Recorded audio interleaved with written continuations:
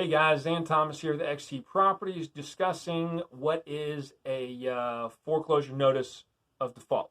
It's basically a document that your lender is required to file to let people know that they are going to be filing for foreclosure.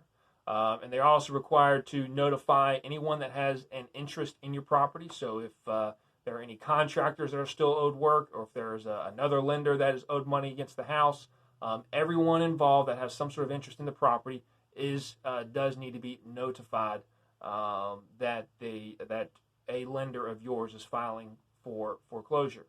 It is also needs to be published in the newspaper. Now, a lot of people think that this process, or they find it very embarrassing.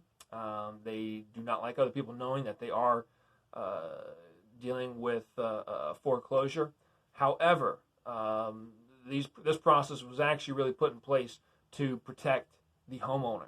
Before these laws were in place, a lender could file for foreclosure and the homeowner never even know about it. And next thing you know, they're getting kicked out of their house. So while it is uncomfortable, it is in place to help protect the homeowner, help protect you.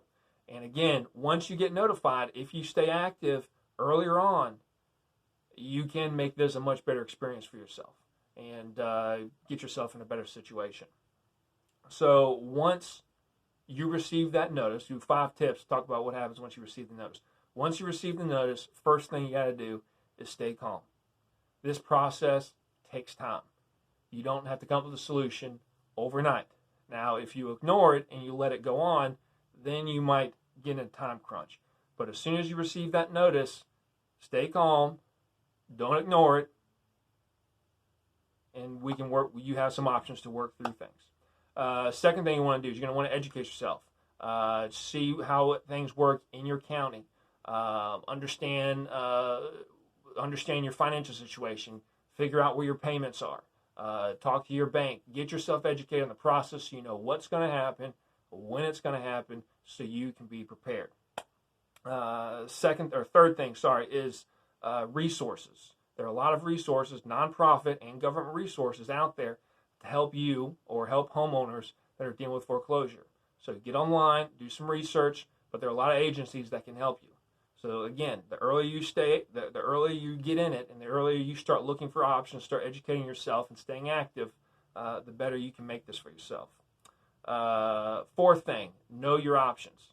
So you have folks like me. If it's in a situation where you know you're going to need to get out of the house, you have folks like me, home buyers, who we can move quickly to purchase your home, get your balance paid off, and get you out without owing any money to the bank.